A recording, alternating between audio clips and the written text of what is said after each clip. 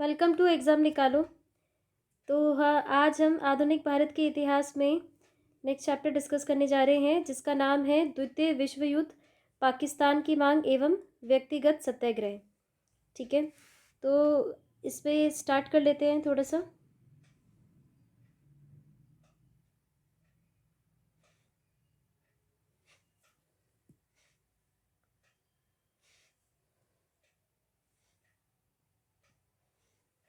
सबसे पहले इस पे द्वितीय विश्व युद्ध कब प्रारंभ हुआ था, तो 1 सितंबर 1939 को प्रारंभ हुआ था।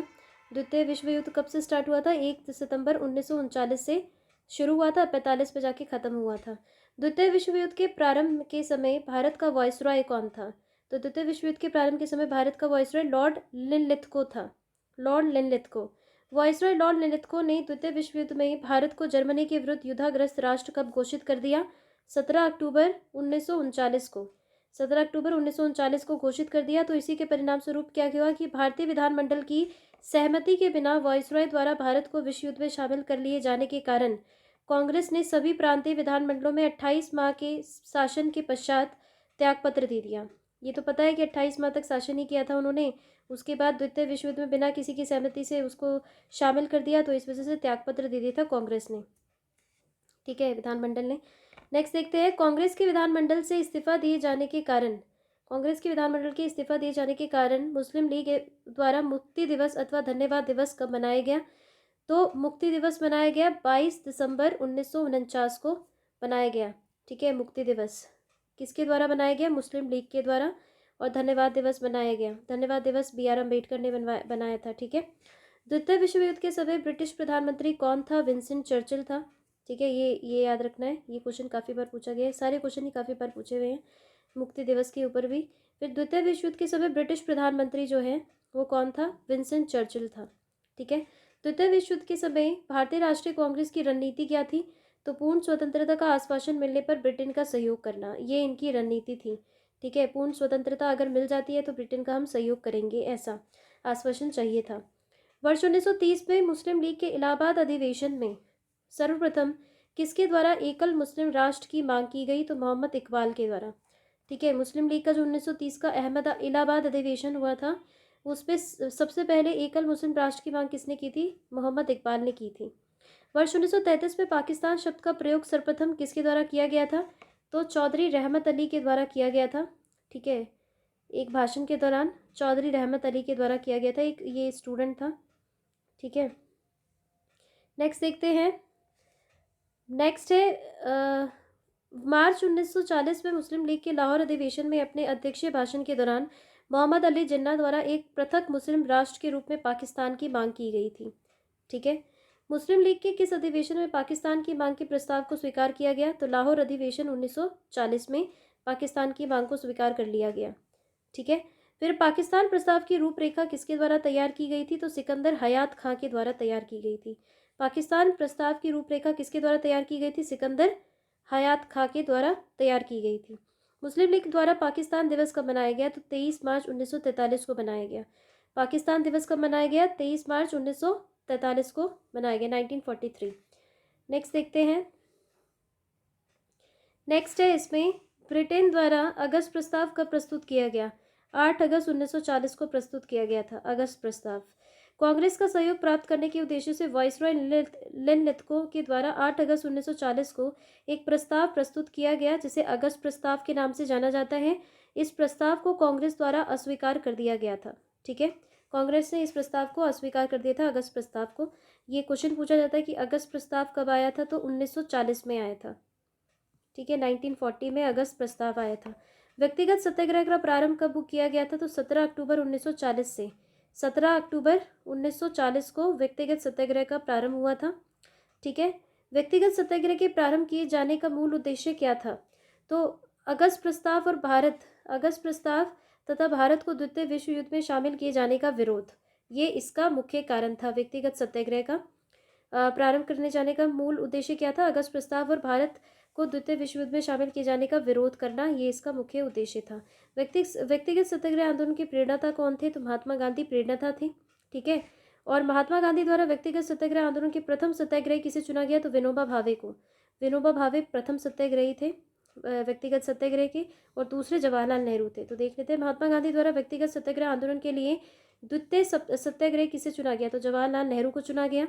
नेहरू एक राष्ट्रभक्त है जबकि जिन्ना एक राजनीतिज्ञ है, ये कथन किसका है? काफ़ी बार क्वेश्चन पूछा हुआ है, ये मोहम्मद इकबाल का है। ये कथन मोहम्मद इकबाल ने ये कथन कहा था कि नेहरू एक राष्ट्रभक्त है एवं जिन्ना, जबकि जिन्ना क्या है? एक राजनीतिज्ञ है। मोहम्मद इकबाल ने कहा था ये।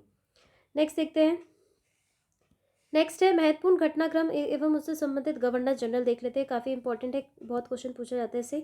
साइमन कमीशन जब आया था, जो घटनाक्रम है साइमन कमीशन के टाइम पे गवर्नर जनरल कौन था? तो लॉर्ड इरविन था। कौन था? Lord Irwin. सांप्रदायिक पंचायत के दौरान लॉर्ड वेलिंगटन था, लॉर्ड वेलिंगटन। अगस्त प्रस्ताव के दौरान लिनलिथगो था, अभी देखा। क्रिप्स मिशन के दौरान भी लिनलिथगो था। वेवेल योजना के टाइम पे लॉर्ड वेवेल ही था, ठीक है, वेवेल से। कैबिनेट मिशन के दौरान ये लॉर्ड वेवेल ही था। माउंटबेटन योजना के टाइम पे माउंटबेटन था, लॉर्ड माउंटबेटन। और बाल्कन प्लान के द्वारा भी टाइम पे भी ये लॉर्ड माउंटबेटन ही था, ठीक है। तो साइमन कमीशन लॉर्ड इरविन, सांप्रदायिक पंचायत लॉर्ड वेलिंगटन। लिनलिथगो किस पे था? अगस्त प्रस्ताव और क्रिप्स मिशन में। वेवेल किस में था? वेवेल योजना और कैबिनेट मिशन में। और माउंटबेटन योजना और बाल्कन प्लान से संबंधित, ठीक है। एक नोट है इसमें, सर्वोदय शब्द का प्रयोग सर्वप्रथम महात्मा गांधी द्वारा किया गया था तथा सर्वोदय समाज की स्थापना विनोबा भावे द्वारा की गई थी। जो सर्वोदय शब्द है इसका सर्वप्रथम जो प्रयोग है ये महात्मा गांधी ने किया था, और सर्वोदय समाज की स्थापना किसने की थी? तो विनोबा भावे ने की थी। ये इंपॉर्टेंट था, ठीक है। तो ये हमने इस चैप्टर को देख लिया। नेक्स्ट अब चैप्टर इसी पे डिस्कस कर लेते हैं, जिसका नाम है क्रिप्स मिशन एवं भारत छोड़ो आंदोलन। अब ये जल्दी से हमारा ख़त्म ही होने वाला है, ठीक है। मॉडर्न हिस्ट्री 4-5 लेक्चर्स में ख़त्म हो जाएगा, तो आज हमें इसको भी कंप्लीट करते हैं, क्रिप्स मिशन एवं भारत छोड़ो आंदोलन को। सबसे पहले है इसमें, भारत के स्वशासन स्थापित करने के उद्देश्य से ब्रिटेन द्वारा क्रिप्स मिशन की घोषणा कब की गई? मार्च 1942 में। क्रिप्स मिशन आया कब था? तो 1942 में आया था। क्वेश्चन काफ़ी बार पूछा जाता है। मैच द फॉलोइंग दे देंगे, उस पर कैबिनेट मिशन पूछेगा, क्रिप्स पूछेगा, वेवेल कब आया था, अगस्त प्रस्ताव कब आया था, तो ये ऐसे करके मैच करने के लिए दे देगा। तो ये जो है क्रिप्स मिशन, ये 1942 में आया था। द्वितीय विश्व युद्ध में जापान की बढ़ती हुई शक्ति को देखते हुए अंतर्राष्ट्रीय समुदाय, विशेषकर अमेरिका, चीन और ऑस्ट्रेलिया ने ब्रिटेन पर भारत को स्वतंत्र करने के लिए दबाव बढ़ाया। परिणाम स्वरूप ब्रिटिश प्रधानमंत्री विंस्टन चर्चिल द्वारा स्टैफर्ड क्रिप्स के नेतृत्व में एक दल भारतीय नेताओं से वार्ता हेतु मार्च 1942 को भेजा गया, और इसी को फिर हम क्या बोलेंगे? क्रिप्स मिशन बोला जाएगा इसी को, ठीक है। नेक्स्ट है, क्रिप्स मिशन के प्रमुख प्रावधान क्या थे? तो युद्ध के बाद भारत को डोमिनियन राज्य का दर्जा दिया जाएगा, डोमिनियन राज्य का दर्जा दिया जाएगा ये युद्ध के बाद, ठीक है। आधिकारिक तौर पे ब्रिटिशर्स का ही राज रहेगा, लेकिन कार्यकारी प्रणाली जो होगी वो एक तरह से इंडियंस की होगी। भारतीयों को अपना संविधान निर्मित करने का अधिकार दिया जाएगा, जिसके लिए युद्ध के बाद एक संविधान निर्मात्री परिषद बनेगी, जिसमें ब्रिटिश भारत के प्रांतों के निर्वाचित सदस्य और देसी रजवाड़ों के प्रतिनिधि शामिल होंगे। ये इसके अंदर प्रावधान थे। तीसरा क्या था कि ब्रिटिश भारत का कोई प्रांत यदि नए संविधान को स्वीकार ना करना चाहे तो उसे वर्तमान संवैधानिक स्थिति बनाए रखने का अधिकार होगा। नए संविधान को ना स्वीकार करने वाले प्रांतों को अपना अलग संविधान बनाने की आज्ञा होगी। नेक्स्ट इसमें बोला था कि युद्ध के दौरान ब्रिटिश वाइसरॉय की एक नई कार्यकारी परिषद का गठन किया जाएगा, जिसमें भारतीय जनता के प्रमुख वर्गों के प्रतिनिधि शामिल होंगे, परंतु रक्षा मंत्रालय ब्रिटिश नेतृत्व के पास ही रहेगा। तो ये इसके प्रावधान थे, ठीक है।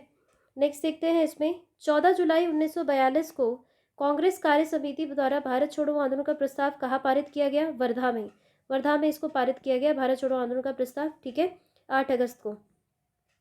भारत छोड़ो आंदोलन किसके नेतृत्व में संचालित किया गया? तो नेतृत्व महात्मा गांधी के नेतृत्व में संचालित किया गया था ये। 7 अगस्त 1942 को मुंबई के ऐतिहासिक ग्वालियर टैंक में अखिल भारतीय कांग्रेस कमेटी की वार्षिक बैठक हुई, जिसमें वर्धा प्रस्ताव भारत छोड़ो आंदोलन की पुष्टि हुई। कुछ संशोधनों के बाद 8 अगस्त 1942 को यह प्रस्ताव स्वीकार कर लिया गया। स्वीकार कब किया गया? 8 अगस्त 1942 को। डेट इंपॉर्टेंट है, काफ़ी पूछी जाती है। और भारत की स्वतंत्रता संघर्ष के अंतर्गत अंग्रेजों के विरुद्ध भारत छोड़ो आंदोलन प्रारंभ करने की घोषणा हो गई, ठीक है। फिर 9 अगस्त से ये शुरू हो गया था। भारत छोड़ो आंदोलन कब प्रारंभ हुआ? तो 9 अगस्त 1942 को। स्वीकार 8 अगस्त को हो गया था प्रस्ताव, फिर 9 अगस्त 1942 को ये भारत छोड़ो आंदोलन शुरू हो गया था। नेक्स्ट है भारत छोड़ो आंदोलन के दौरान गांधी जी द्वारा करो या मरो का नारा दिया गया था, जबकि करो या मरो नारे का वास्तविक वास्तुकार कौन था? यूसुफ मेहर अली को माना जाता है। ऐसे क्वेश्चन भी पूछ सकता है कि वास्तविक एक तरह से वास्तुकार कौन थे करो या मरो नारे का? तो यूसुफ मेहर अली, यूसुफ मेहर अली, ठीक है, यूसुफ मेहर अली। जब भारत छोड़ो आंदोलन प्रस्ताव पारित किया गया उस समय कांग्रेस के अध्यक्ष कौन थे? मौलाना अबुल कलाम आज़ाद, और ये सबसे कम उम्र के अध्यक्ष रहे थे, ठीक है। और 1940 से लेके 45 तक ये अध्यक्ष रहे, बहुत लंबे समय तक, ठीक है। भारत छोड़ो आंदोलन के समय इंग्लैंड के प्रधानमंत्री कौन थे? तो विंस्टन चर्चिल थे, ये तो पता है क्योंकि विश्व युद्ध चल रहा था उस टाइम पे, और ये विंस्टन चर्चिल ही था उस टाइम पे प्रधानमंत्री। भारत छोड़ो आंदोलन के दौरान महात्मा गांधी का साथ देने वाले अमेरिकी पत्रकार कौन थे? तो लुई फिशर थे। भारत छोड़ो आंदोलन के दौरान कौन थे? लुई फिशर थे। ऑपरेशन जीरो आवर किससे संबंधित है? तो भारत छोड़ो आंदोलन के दौरान महात्मा गांधी जी समेत प्रमुख नेताओं की गिरफ्तारी से, ये अंग्रेजों ने चलाया था ताकि जैसी जीरो आवर जैसी स्टार्ट हो वो आंदोलन, उससे कुछ पहले ही क्या कर लिया जाए, सारे जितने भी महत्वपूर्ण नेता थे उन सब की गिरफ्तारी करके उन्हें जेल में डाल दिया गया। नेक्स्ट इस पे देख लेते हैं, भारत छोड़ो आंदोलन के दौरान महात्मा गांधी को गिरफ्तार करके कहाँ रखा गया? तो आगा खां पैलेस में, पूना में। महात्मा गांधी को आगा खां पैलेस पूना में रखा गया, ठीक है। भारत छोड़ो आंदोलन के दौरान जेल से फरार होकर किसने भूमिगत गतिविधियों को संगठित किया? तो जयप्रकाश नारायण ने।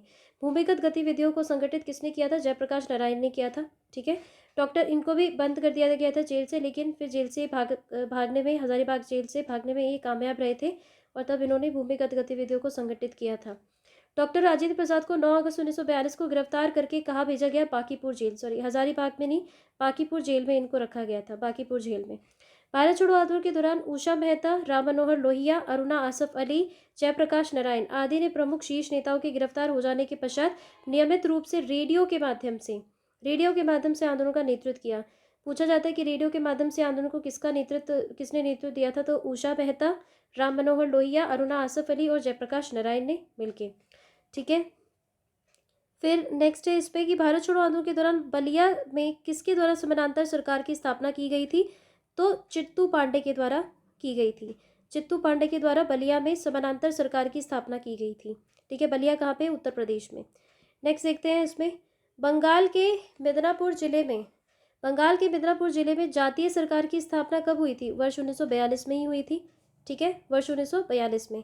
भारत छोड़ो आंदोलन को किस अन्य नाम से भी जाना जाता है? अगस्त क्रांति के नाम से, ठीक है, अगस्त क्रांति के नाम से जाना जाता है ये, क्योंकि अगस्त में शुरू हुई थी तो अगस्त क्रांति। लॉर्ड लिनलिथगो ने गांधी जी के आंदोलन को राजनीतिक फिरौती की संज्ञा दी थी। राजनीतिक फिरौती की संज्ञा, गांधी जी के आंदोलन को राजनीतिक फिरौती की संज्ञा किसने दी थी? लॉर्ड लिनलिथगो ने ही दी थी, ठीक है। नेक्स्ट इस पे एक छोटा सा नोट है जो इंपॉर्टेंट है, जो पूछा जाता है, महात्मा गांधी ने क्रिप्स मिशन को उत्तर तिथीय चेक यानी पोस्ट डेटेड चेक की संज्ञा दी थी, ठीक है। महात्मा गांधी ने ही क्रिप्स मिशन को उत्तर तिथीय चेक, पोस्ट डेटेड चेक की संज्ञा दी थी, किसने? महात्मा गांधी जी ने, ठीक है। तो ये हमारा चैप्टर ये डिस्कस कर लिया हमने, क्रिप्स मिशन एवं भारत छोड़ो आंदोलन, और एक और जो हमने देखा था अभी, द्वितीय विश्व युद्ध, पाकिस्तान की मांग और व्यक्तिगत सत्याग्रह के बारे में। तो ये हमारा कंप्लीट हो गया, ठीक है। तो आज के लेक्चर में बस इतना ही, मिलते हैं अगले लेक्चर में नेक्स्ट टॉपिक के साथ, तब तक के लिए थैंक यू।